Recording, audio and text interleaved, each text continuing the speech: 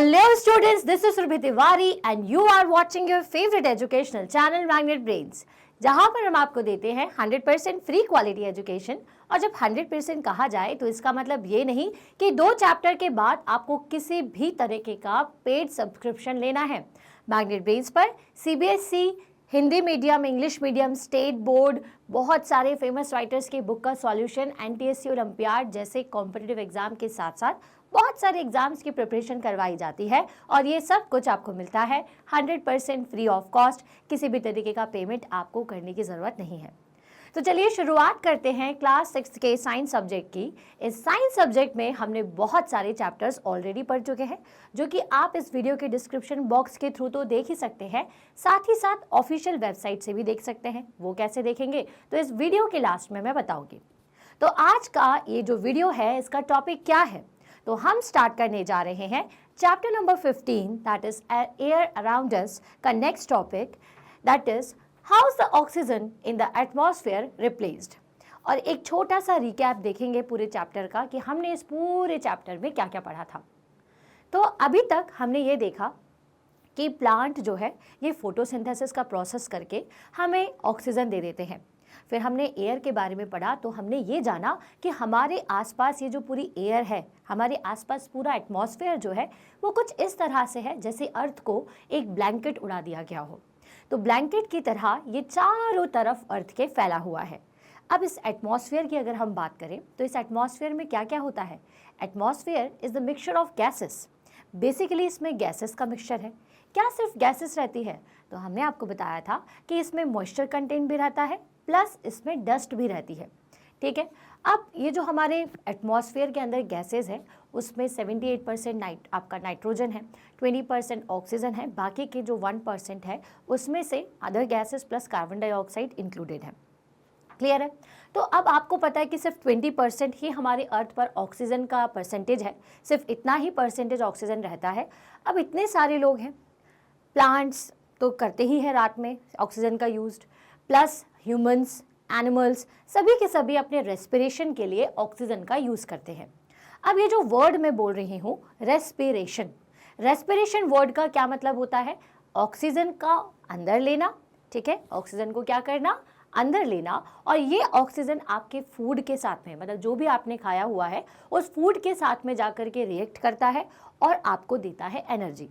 क्योंकि बिना एनर्जी के हम कुछ भी नहीं कर सकते।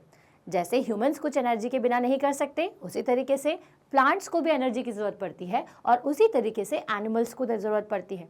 अब हमारे पूरे वर्ल्ड में कितने सारे लोग हैं, कितने तरह तरीके के एनिमल्स हैं, इवन जो छोटे छोटे एनिमल्स हैं जो कि हमें दिखाई भी नहीं देते हैं। ठीक है, जैसे कि अर्थ वॉर्म या ये सारी चीज़ें जो सॉइल के अंदर रहती हैं, ये सब भी किसका यूज़ करती है? तो हमने पढ़ा था कि सॉइल के अंदर रहने वाले भी जितने सारे एनिमल्स होते हैं, जितनी सारी लिविंग थिंग्स होती हैं, ये सभी ऑक्सीजन का ही यूज़ करते हैं अपने रेस्पिरेशन करने के लिए। ठीक है, अब आप सोचो कितने सारे छोटे छोटे एनिमल्स हैं, कितने वैरायटी ऑफ ऑर्गेनिजम्स हैं जो कि ऑक्सीजन का यूज़ करते हैं। अब पूरे ऑल ओवर द वर्ल्ड जब इतनी सारी ऑक्सीजन का यूज़ किया जा रहा है तो हमारे दिमाग में एक क्वेश्चन आता है कि जब सब लोग ऑक्सीजन का यूज़ कर लेंगे तो ये ऑक्सीजन की भरपाई या फिर इसको रिप्लेस कैसे किया जाता है, वापस से ये जो ऑक्सीजन का कंटेंट है ये कैसे लेकर के आया जा सकता है। तो चलिए पॉइंट वाइज पॉइंट इन सारी बातों को समझते हैं। तो we read about the photosynthesis process.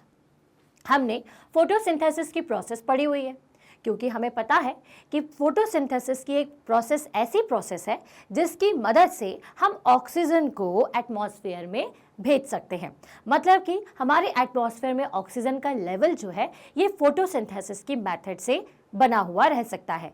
अब ये फोटोसिंथेसिस की मेथड करता कौन है? तो हमारे प्लांट्स। हमारे ये जो प्लांट्स हैं ये क्या करते हैं? ये हमारे लिए फोटोसिंथेसिस का प्रोसेस करते हैं और ऑक्सीजन के कंटेंट को एटमॉस्फेयर में बनाए रखते हैं। ठीक है, अब भाई हमने एडवांसमेंट कर लिया, हमारी जो अर्थ है, ठीक है, उसमें बहुत सारे लोग रहते हैं, हर दिन पॉपुलेशन बढ़ती जा रही है। तो हमारी रिक्वायरमेंट्स को पूरा करने के लिए हमने क्या किया? हमने ना जंगलों में अपने घर बनाना शुरू कर दिए। मतलब कि हमने फॉरेस्ट को कट करना स्टार्ट कर दिया। बहुत सारे बड़े बड़े लेवल पर फॉरेस्ट जो है वो कट कर दिए जाते हैं। अब ये जो फॉरेस्ट है ना, ये अर्थ के लंग्स कहलाते हैं। क्या कहलाते हैं? लंग्स। अब लंग्स तो समझते हैं ना आप लोग, लंग्स का मतलब जैसे हमारी बॉडी के अंदर लंग्स हमें हेल्प करते हैं अब हमारी एयर को अंदर बाहर करने के लिए, उसको साफ करने के लिए, उसी तरीके से हमारी जो अर्थ है उसके रेस्पिरेशन के लिए उसके लंग्स दैट मीन्स फॉरेस्ट बहुत ज़्यादा हेल्प करते हैं, क्योंकि इन्हीं की मदद से हमें क्या मिलता है, इन्हीं की मदद से ऑक्सीजन मिलता है। ठीक है, तो अल्टीमेटली हमने ये जाना कि आजकल हमें ये जो ज़्यादा गर्मी फील होती है या फिर एयर में जो पॉल्यूशन बढ़ गया है, वो उन सब का कारण क्या है, उन सब का कारण है कि फॉरेस्ट जो है वो कम हो चुके हैं। ठीक है, अब ये तो बात एक थोड़ा सा पॉइंट अलग है कि फॉरेस्ट कम हो चुके हैं, लेकिन अल्टीमेटली हमें ये समझ में आया कि अगर एटमॉस्फेरिक ऑक्सीजन के लेवल को मेंटेन करके रखना है, अब ये क्या बोला मैंने, इसका मतलब कि अगर आपको एटमॉस्फेयर में ऑक्सीजन के लेवल को वैसे का वैसा रखना है, अगर 20% ऑक्सीजन है तो उसको आप जितना भी यूज़ कर लो, आप उसको वापस कैसे बना पाओगे, तो आप पेड़ पौधों की मदद से, प्लांट्स की मदद से ही उस ऑक्सीजन के लेवल को मेंटेन कर पाते हो। क्लियर है? So in this process plants make their own food and oxygen is produced along with it. अब फोटोसिंथेसिस के प्रोसेस में क्या होता है, बेसिकली जो प्लांट्स हैं ये अपना खुद का खाना बनाते हैं और इस प्रोसेस में ऑक्सीजन को प्रोड्यूस करते हैं, ये हमें पता ही है। Plant also consume oxygen for respiration but they produced more of it than they consume. ठीक है, अब जैसे मैंने आपसे कहा कि जो प्लांट्स हैं ये भी क्या करते हैं, तो ये जो प्लांट्स है ना ये भी हमारा रेस्पिरेशन का काम करते हैं। मैंने आपको ये पहले भी समझाया हुआ है कि दिन के समय में जब आपकी सन की लाइट होती है, तो सन की लाइट के समय ये जो प्लांट्स हैं ये क्या करते हैं, उस सनलाइट को लेते हैं, कार्बन डाइऑक्साइड को लेते हैं और अपना फूड प्रिपेयर करते हैं और ऑक्सीजन बनाते हैं। रात के टाइम में जब सनलाइट नहीं होती है तो ये प्लांट क्या करते हैं, ये रेस्पिरेशन करते हैं। जैसे हम ऑक्सीजन का यूज़ करते हैं, एनिमल्स ऑक्सीजन का यूज़ करते हैं, तो ये भी ऑक्सीजन के कंटेंट को अंदर लेते हैं और कार्बन डाइऑक्साइड रिलीज़ करते हैं। लेकिन जितना कंटेंट हम कार्बन डाइऑक्साइड का रिलीज़ करते हैं उतना कंटेंट ये रिलीज़ नहीं करते, और बल्कि दिन के समय में ये जो ऑक्सीजन बना करके आपको देते हैं उसका अमाउंट इसके यूज़ से, मतलब जितना ये ऑक्सीजन को लेते हैं ना उससे कहीं ज़्यादा ये ऑक्सीजन को रिलीज़ कर देते हैं। ठीक है, तो इसी वजह से ये जो प्लांट्स हैं वो हमारे लिए सबसे ज़्यादा इम्पॉर्टेंट है ऑक्सीजन के लेवल को मेंटेन करने के लिए।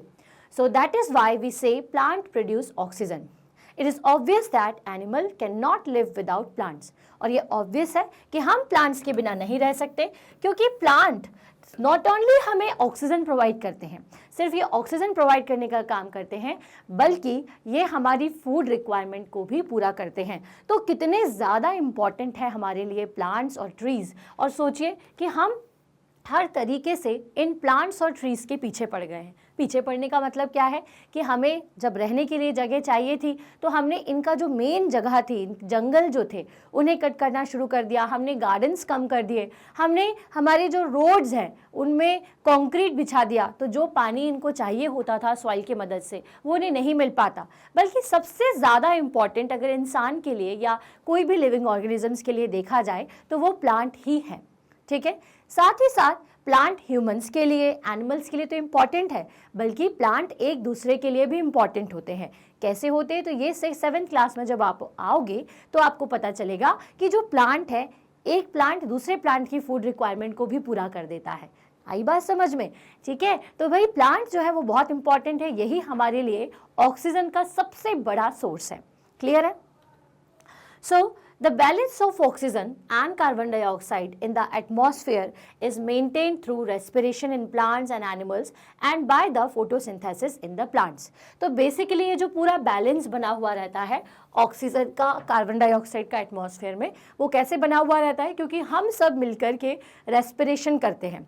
रेस्पिरेशन में हम कार्बन डाइऑक्साइड को भी यूज़ करते हैं और हम ऑक्सीजन को भी यूज़ करते हैं। मतलब कार्बन डाइऑक्साइड का बेसिकली यूज़ रेस्पिरेशन में नहीं, फूड बनाने में करते हैं आपके प्लांट्स। ठीक है, और आप क्या करते हो, आप कार्बन डाइऑक्साइड को रिलीज़ करते हो। ठीक है, तो आप जितना कार्बन डाइऑक्साइड रिलीज़ करते हो उसी के साथ साथ ना एक बात और बता दूं कि जब आप अपने ब्रीथ बाहर करते हो, ब्रीथ आउट करते हो, तो ब्रीथ आउट करते टाइम पर आपके माउथ से जो एयर बाहर आती है उसमें ऑक्सीजन का कंटेंट भी होता है और कार्बन डाइऑक्साइड का तो होता ही है। ठीक है।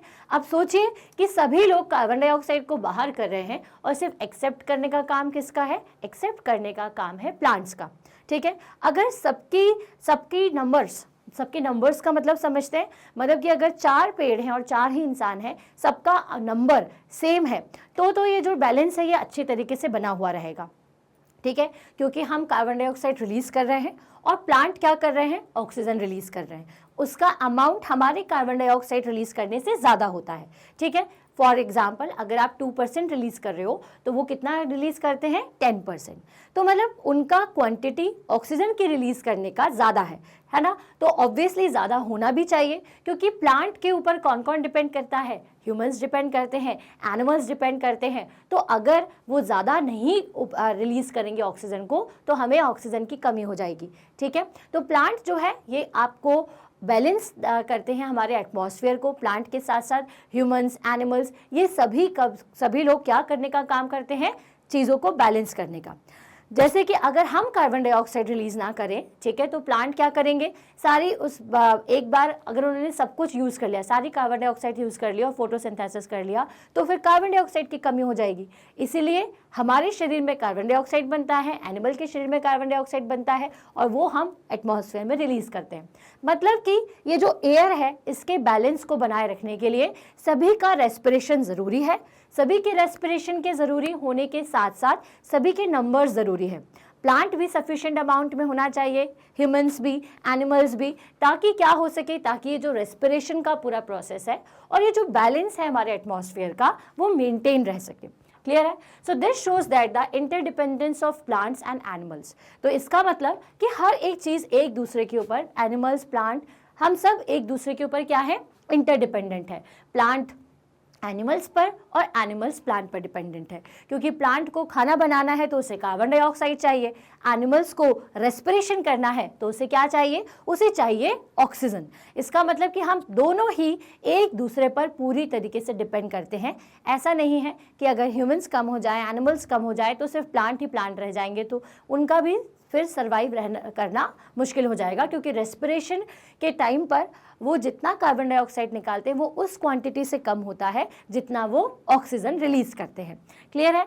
So we can now appreciate how important air is for life on earth. ठीक है, इसका मतलब कि जो एयर है वो पूरी लाइफ के लिए, अर्थ पर जितनी भी टाइप की लाइफ्स हैं, चाहे वो प्लांट्स हो, चाहे ह्यूमंस हो, चाहे एनिमल्स हो, सभी की लाइफ के लिए प्लांट्स बहुत ज़्यादा इम्पॉर्टेंट है। ठीक है, so are there any other uses of air? क्या एयर के बहुत सारे कुछ अलग अलग यूजेस हैं? चलिए जानते हैं। तो एयर के बहुत सारे यूज हो सकते हैं। मतलब जैसे कि आप कभी कभी खेलने जाते होंगे तो आपने फिरकी बनाई हुई होगी, तो आप उसको खेलते हो, बड़ा मज़ा आता है, वो घूमती हुई दिखाई देती है। और क्या यूज़ होता है? एयर के यूज़ से हम बलून को उड़ा सकते हैं आसानी से, पतंग उड़ाते हैं, है ना। और क्या करते हैं भाई, हम एयर के यूज़ से बहुत सारी चीज़ें करते हैं। विनोइंग में हमारी एयर काफ़ी हेल्प करती है। विनोइंग प्रोसेस याद है या नहीं याद है?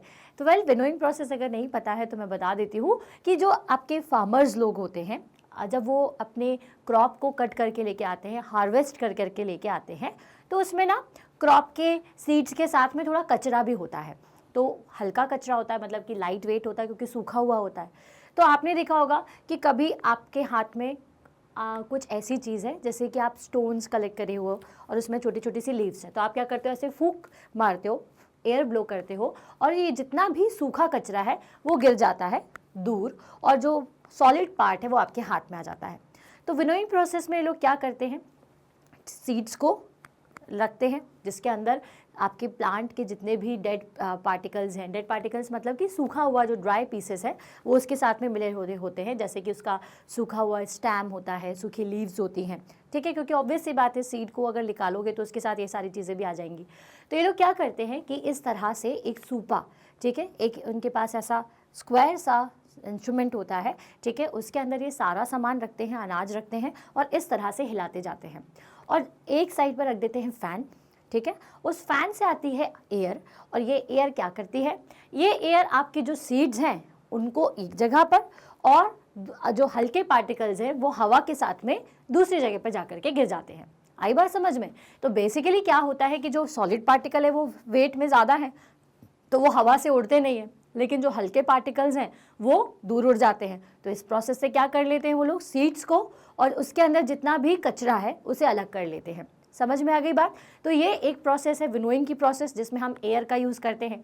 पतंग उड़ाने में तो हम करते ही हैं, फिरकी चलाने में भी हम करते हैं। हमारे कपड़े जो कि आप डेली धोते हैं उनको आप सन में तो रखते ही हो, साथ ही साथ अगर हवा चलती है तो और जल्दी सूख जाते हैं। ठीक है, तो एयर हमारे लिए बहुत ज़्यादा इम्पॉर्टेंट है, ये तो हम जानते हैं, हमारे लिए रेस्पिरेशन के लिए और बहुत सारी चीज़ें करने के लिए। इसके अलावा एयर का क्या काम है?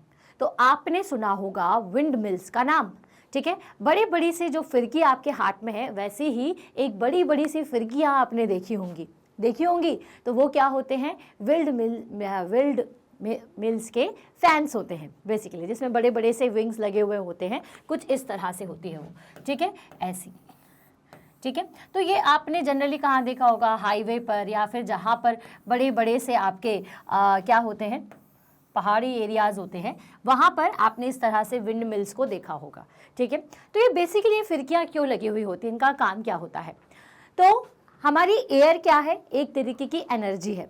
ठीक है, और एनर्जी के लिए एक बात कही जाती है कि एनर्जी को कभी भी आप क्रिएट नहीं कर सकते, ना ही उसे आप खत्म कर सकते हो, आप उसे एक फॉर्म से दूसरे फॉर्म में कन्वर्ट कर सकते हो। तो विंड मिल्स ऐसी जगह होती है जहाँ पर हम एयर एनर्जी को किस में कन्वर्ट करते हैं, एयर की एनर्जी को वहाँ कहा जाता है विंड एनर्जी। ठीक है, तो विंड एनर्जी को हम इलेक्ट्रिकल एनर्जी में कन्वर्ट करते हैं। तो विंड एनर्जी की वजह से क्या होता है, ये जो फैंस हैं ये रोटेट करते हैं और इनके रोटेशन से, ठीक है, और इनके रोटेशन से इलेक्ट्रिसिटी प्रोड्यूस की जाती है। तो विंड मिल्स का मतलब क्या है, एक ऐसी जगह जहाँ पे एयर का यूज़ करके हम इलेक्ट्रिसिटी को बनाते हैं। तो देखा इलेक्ट्रिसिटी का कितना इंपॉर्टेंट रोल है। अब विंड मिल्स का क्यों यूज़ किया जाता है? देखिए, इलेक्ट्रिसिटी को कई तरीके से हम बना सकते हैं, या तो हम न्यूक्लियर पावर स्टेशंस का यूज़ करें। ठीक है, तो जिसमें ऐसे फ्यूल का यूज़ किया जाता है जो कि लिमिटेड होते हैं। ठीक है, हम सोलर एनर्जी का यूज़ कर सकते हैं, मतलब कि ये जो विंड एनर्जी है ये हमारी कैसी एनर्जी है, नेचुरल एनर्जी है। किसी को नुकसान पहुंचा करके आप या किसी चीज़ को ख़त्म कर करके इलेक्ट्रिसिटी नहीं बना रहे हो, ये नेचुरली अवेलेबल है और ये कंटिन्यूसली फ्लो होती रहेगी। ठीक है, तो इसलिए इसका यूज़ हम लोग करते हैं, तो इसको क्या कहा जाता है, नेचुरल यूज़। क्लियर है? तो सोलर एनर्जी हो गई, विंड एनर्जी हो गई, ये सभी क्या है, आपके नेचुरल सोर्सेस हैं। तो विंड एनर्जी के यूज़ का बहुत ही ज़्यादा आजकल यूज़ किया जाने लगा है, क्योंकि विंड एनर्जी से इलेक्ट्रिसिटी का डेवलपमेंट काफ़ी अच्छा होता है। So have you heard about a windmills? Look at the figure. The wind makes the windmill rotate. The windmill is used to draw water from the tube wells and to run floor mills. ठीक है, basically और कहाँ पर इसका use करते हैं, तो wind mill का यूज़ अपन वाटर को ट्यूब वेल से लेने में और फ्लोर मिल को चलाने के लिए भी किया जाता है। ऐसी वाली आपने देखी होंगी। Windmills are also use to generate electricity. इन विंड मिल्स का यूज़ करके हम इलेक्ट्रिसिटी भी जनरेट कर सकते हैं। अब यहाँ पे क्या हो रहा था कि ये क्या करती है windmills, to draw water from tubewells. तो ट्यूबवेल्स से क्या होता था कि पीछे की तरफ इसमें एक तरीके से ट्यूबवेल्स है, ठीक है, तो उनको खींचने के लिए मतलब एक लंबा सा बकेट उसमें टांग दिया जाता था। ठीक है, अब वो बकेट उसमें जाएगा और ऐसे गोल घूम करके आएगा तो ऊपर पहुंच जाएगा। तो ये जो विंड मिल्स है इसका यूज़ अपन किस लिए करते हैं, पानी को वाटर ट्यूबवेल से ऊपर लेने के लिए और फ्लोर मिल्स को चलाने के लिए भी। तो फ्लोर मिल्स को क्या, तो भाई ये जो घूमती है ना, तो इनके घूमने के साथ साथ फ्लोर मिल की जो मशीन है वो भी घूमती है, इसी वजह से इसका यूज़ फ्लोर मिल में किया जाता है। और विंड मिल्स का यूज इलेक्ट्रिसिटी में तो हम करते हैं, ये तो मैंने आपको बता ही दिया है। Air helps in the movement of the sailing yachts, gliders, ठीक है, परक्योट्स एंड द एरोप्लेन्स। अब ये जो एरोप्लेन है आपका, ठीक है, या फिर जितनी भी चीज़ें यहाँ पर हैं, सभी के फ्लो करने के लिए, सभी को आसमान में उड़ने के लिए एयर की आवश्यकता होती है। एयर बहुत ही इम्पॉर्टेंट रोल रखती है। क्लियर है? अब आप जैसे कि अपना एक छोटा सा टॉय एरोप्लेन बनाते हो पेपर के यूज़ से, पेपर एरोप्लेन, तो उसके लिए भी आपको क्या करना पड़ता है, आप पीछे से फूंक मारते हो और उसे उस डायरेक्शन में करते हो जिस डायरेक्शन में हवा आ रही है। तो ऐसा क्यों करते हो, ताकि जो एरोप्लेन है आपका बनाया हुआ वो आसानी से कहाँ पर उड़ सके, आसमान में उड़ सके। उसी कॉन्सेप्ट पर आप सोचिए कि जो एरोप्लेन्स हैं आपके बड़े बड़े, वो भी इसी कॉन्सेप्ट पर चलते हैं कि एयर का फ्लो अगर ठीक ठाक होता है तो उसके साथ में जो एरोप्लेन की विंग्स है ये आसानी से उड़ पाती हैं। क्लियर हो गया आप सभी को? तो air helps in the movement of the sailing yachts, gliders, parachutes and the aeroplanes. Clear हो गया? चलिए, अब और कहाँ होता है? तो birds, bats, insects can fly due to the presence of air. अब अगर हमारे पास विंग्स हैं, ठीक है, तो ये विंग्स प्रॉपरली कब हवा में उड़ पाएंगे? जब आसपास एयर हो, अच्छी एयर हो। अगर एयर की प्रेजेंस कम है तो ये जो बर्ड्स हैं या फिर जितने भी इंसेक्ट्स या बैट्स हैं जो कि ऊपर हवा में उड़ते हैं, उन्हें भी परेशानी होगी। वो भी बिना एयर के हवा में नहीं उड़ सकते, क्योंकि उनके विंग्स को एयर का सपोर्ट मिल जाता है। जैसे ये विंग्स है, ये इस तरह से जाती है तो एयर उनके ऊपर अपोजिट फोर्स लगाती है, जिसकी वजह से वो एयर के साथ साथ, जैसे आप पानी में तैरते हो, पानी में कैसे तैरते हो आप हाथ को इस तरह से करते हो कि पानी को समेटते हुए आप आगे चलते हो, मतलब कि आपकी बॉडी जो है वो पानी के ऊपर बैलेंस बनाते हुए आगे तैरती है। उसी तरीके से ये जो आपकी बर्ड्स हैं या बैट्स हैं या इंसेक्ट्स हैं, ये कैसे हवा में उड़ पाते हैं? तो ये सभी अपने विंग्स को, अपने पंखों को एयर में बैलेंस कर लेते हैं, और अगर एयर नहीं होगी तो ये नीचे गिर जाएंगे, ठीक है। तो एयर एक्चुअल में उनको यहाँ पूरी स्पेस को अच्छी तरीके से फिल करती है, और फिल करने के साथ साथ उसका प्रेशर और उसकी स्पीड ज़्यादा होने की वजह से ये आसानी से हवा में बर्ड को तैरने में मदद करते हैं या फ्लाई करने में मदद करते हैं। तो air also help in the dispersal of seeds and pollen of the flowers of the several plants. अब एयर का बहुत इंपॉर्टेंट रोल है, किसके लिए? हमारे प्लांट्स के लिए। जैसे कि प्लांट आपके एयर में ऑक्सीजन कंटेंट को बढ़ाते हैं ना, उसी तरीके से ये जो एयर है वो आपके प्लांट के रिप्रोडक्शन में, रिप्रोडक्शन का मतलब क्या होता है? प्लांट्स को लगाने में, कि उनका नया नया प्रोडक्शन हो, ठीक है, बहुत सारे प्लांट्स लग जाएं, तो इस चीज़ के लिए भी ये जो एयर है वो हेल्प करती है। कैसे हेल्प करती है? तो भाई बहुत सारे प्लांट्स हैं, ठीक है, जिनमें किसी में सीड्स होती हैं, है ना, कुछ सीड से लगते हैं, कुछ फ्लावर से लगते हैं। तो फ्लावर में क्या होते हैं? पॉलिन्स होते हैं, छोटे छोटे से पॉलिन्स, ठीक है। तो अगर हवा होती है तो वो एक फ्लावर से उड़ करके किसी और फ्लावर पर, उसी वैरायटी के किसी और प्लांट पर जाकर के गिरते हैं, और फिर वहाँ से एक नया प्लांट बन जाता है। सीड्स भाई निकल चुके हैं बहुत सारे प्लांट्स के, ठीक है, अब उनको एक जगह से दूसरी जगह जाना है। जैसे कि आप एक एग्जांपल ले सकते हैं सरसों का, ठीक है। आपने देखा होगा कि बहुत सारी जगह आपको ऐसी जगह पर भी सरसों लगी हुई दिख जाती है, जहाँ पर हमने उसको, उसके जो दाने हैं, सरसों के जो सीड्स हैं वो नहीं डाले हैं, बट फिर भी वो दिखती हैं। ऐसा क्यों? क्योंकि सरसों के दाने जो है वो हवा के साथ बहते बहते अलग अलग जगह पर क्या होते हैं? डिस्पर्स हो जाते हैं, और वहाँ पर वो सरसों का प्लांट जो है वो लग जाता है। उसी तरीके से कई तरीके के प्लांट्स होते हैं, बड़े बड़े ट्रीज होते हैं, जिनके सीड्स, जिनके पॉलन ग्रेन्स जो हैं वो एक जगह से दूसरी जगह पर जाते हैं, और इसी कारण से अलग अलग जगह पर ट्री लगते हैं। जंगलों में क्या होता है? हम गार्डनर तो भेजते नहीं है, ठीक है, कि कोई गार्डनिंग करेगा, तो कई चीज़ें एयर के थ्रू भी एक जगह से दूसरी जगह पहुंचती हैं। एक ही वैरायटी का जो प्लांट है वो दूसरी जगह पर क्यों दिख पाता है आपको जंगल में? क्योंकि कभी ना कभी एयर के थ्रू उसका सीड या फिर पॉलन ग्रेन जो है वो एक जगह से दूसरी जगह पर गया होगा। तो air plays an important role in water cycle. अब भाई वाटर साइकिल में भी एयर का इम्पॉर्टेंट रोल है ना। तो हमने कितनी सारी जगह एयर का यूज़ देखा, ठीक, याद रखिएगा एयर के सारे यूज़। तो एक बार फिर से रिवाइज करवा दूं फटाफट से, फिर हम आपका वाटर साइकिल का यूज़ बताएंगे। तो एयर जो है ये विंड मिल्स को रोटेट करने के लिए काम करती है, और जो विंड मिल है बेसिकली उसका यूज़ हम लोग कहाँ पर करते हैं? पानी को निकालने में करते हैं ट्यूबवेल से, और साथ ही साथ फ्लोर मिल्स को चलाने के लिए करते हैं।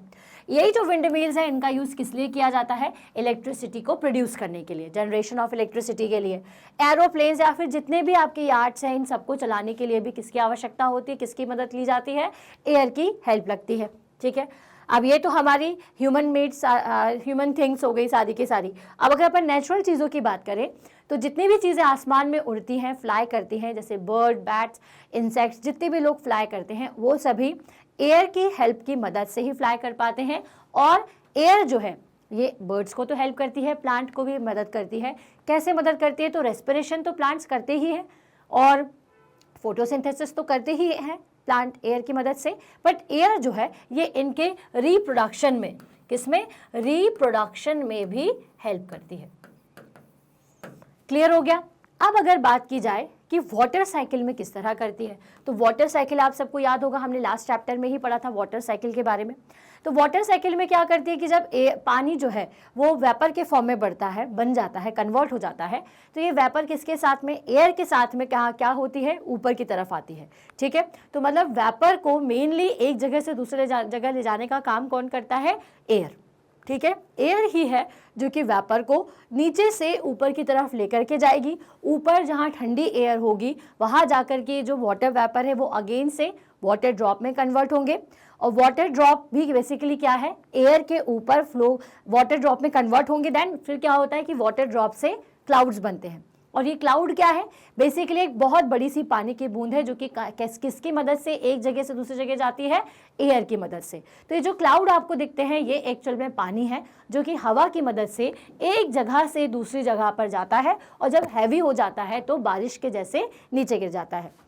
ठीक है, तो एयर क्या है कि बहुत ही इंपॉर्टेंट रोल रखती है विंड्स को चलाने में, या फिर आपके जितने भी ट्रांसपोर्टेशन सिस्टम है जो कि आपके पानी के ऊपर चलते हैं, इन सभी में एयर का बहुत इंपॉर्टेंट रोल है। एयर के बिना ये सारी चीज़ें अच्छी तरीके से रन नहीं कर पाएंगी। तो मतलब एयर जो है ओवरऑल हमारे लाइफ के, हमारे इस अर्थ के, ह्यूमन बींग्स के हर काम में, हर चीज़ में कहीं ना कहीं से मदद करती ही करती है।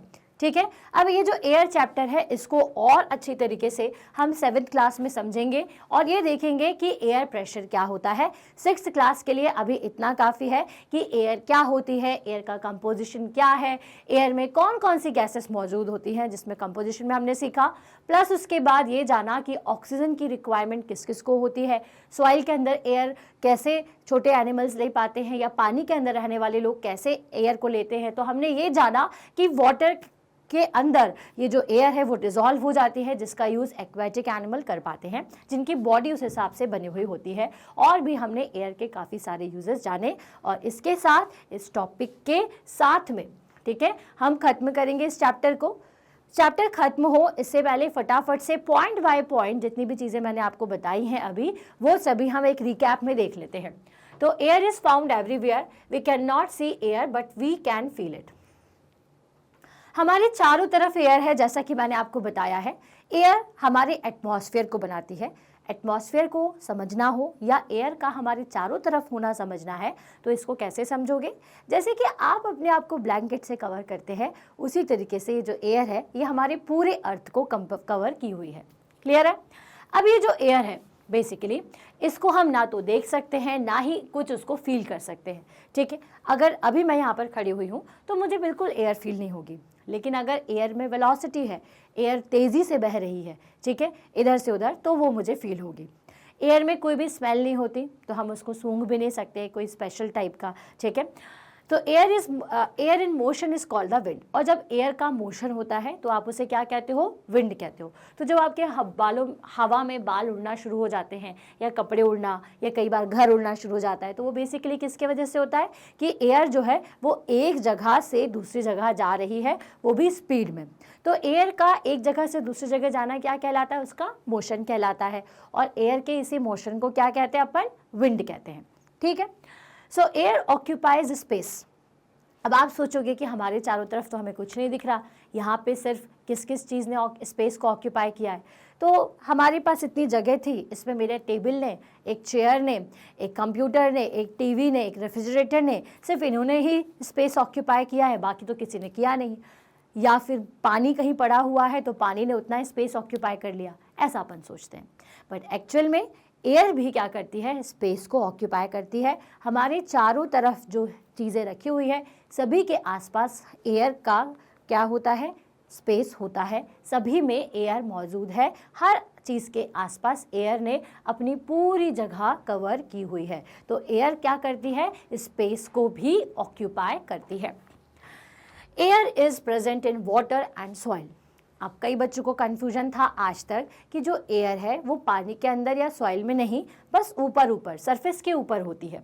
तो ऐसा नहीं है, हम अब अच्छी तरीके से समझ चुके हैं कि जो एयर है वो हमारे पानी में भी मौजूद होती है और सॉइल के अंदर भी, सॉइल के पार्टिकल्स के बीच में वो मौजूद होती है।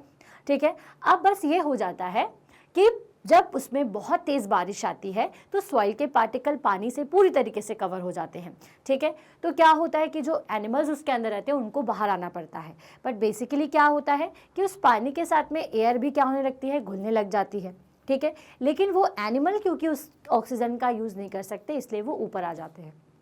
प्लस पानी के अंदर भी एयर जो है पानी के साथ घुल करके डिज़ोल्व हो करके मौजूद रहती है, और जिनका यूज़ करना किसको आता है, एक्वेटिक एनिमल्स को। तो वही बेहतर तरीके से इसका उपयोग कर सकते हैं, यूज़ कर सकते हैं। सो air is a mixture of nitrogen, oxygen, carbon dioxide, water vapour and a few other gases. Air basically किसका मिक्सचर होती है, तो एयर जो है ये नाइट्रोजन गैस का, ऑक्सीजन का, कार्बन डाइऑक्साइड का, वाटर वेपर का और कुछ अदर गैसेस का कॉम्बिनेशन होती है। साथ ही साथ सम डस्ट पार्टिकल्स में also be present in it, ठीक है। तो अगर हमारे आसपास जो एयर है उसमें किस किस चीज़ का कंटेंट है, नाइट्रोजन का, ऑक्सीजन का, कार्बन डाइऑक्साइड का, मॉइस्चर का, कुछ अलग तरीके की गैसेस का, और साथ ही साथ डस्ट पार्टिकल्स भी कहीं कहीं पर ज़्यादा कहीं कम हमारे एयर में रहते हैं। तो oxygen supports burning and is necessary for living organism. अब ऑक्सीजन के बिना कोई भी चीज़ बर्न नहीं हो सकती, क्योंकि ऑक्सीजन की मदद से ही बर्निंग की प्रोसेस होती है। किसकी प्रोसेस होती है, जलने की।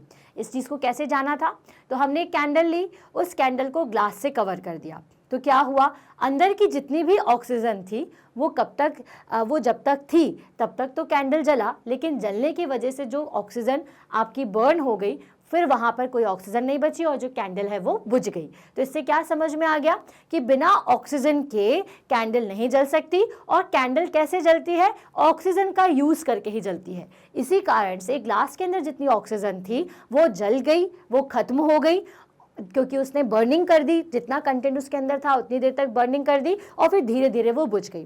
क्योंकि तुरंत ही कैंडल नहीं बुझती, थोड़ी सी देर के बाद बुझती है। तो ऐसा क्यों है, ऐसा इसलिए है क्योंकि ऑक्सीजन का कंटेंट धीरे धीरे से ही पूरा बर्निंग प्रोसेस करने के बाद खत्म होता है।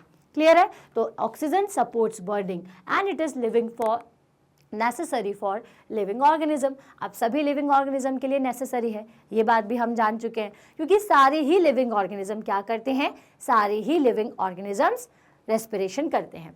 The envelope of air that surrounds the earth is known as atmosphere.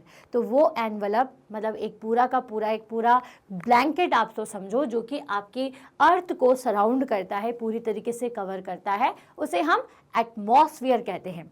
Atmosphere is essential for life on अर्थ। अब आपको एक बात बता दें कि आप कहते हो ना कि दूसरे प्लैनेट पर हम नहीं रह सकते। क्यों नहीं रह सकते, क्योंकि दूसरे प्लैनेट पर क्या नहीं है, एटमॉस्फेयर नहीं है। अब एटमॉस्फेयर नहीं होगा तो फिर कोई चीज़ हो ही नहीं सकती, ना तो प्लांट हो सकते हैं, ना एनिमल्स हो सकते हैं, तो कैसे वहाँ पर जीवन चलेगा। तो हमारा जो अर्थ है उस पर क्योंकि एटमॉस्फेयर है, इसलिए यहाँ पर तरह तरीके के लिविंग ऑर्गेनिजम्स मौजूद हैं, ठीक है। तो atmosphere is essential for life on earth, ठीक है। और एक अर्थ ही सिर्फ एक ऐसा प्लैनेट है जिस पर क्या है, एटमॉस्फेयर है। हो सकता है कि और भी किसी पे प्लैनेट पे हो, तो वो रिसर्च जारी है। क्लियर है। चलिए, aquatic animal use dissolved air in water for respiration.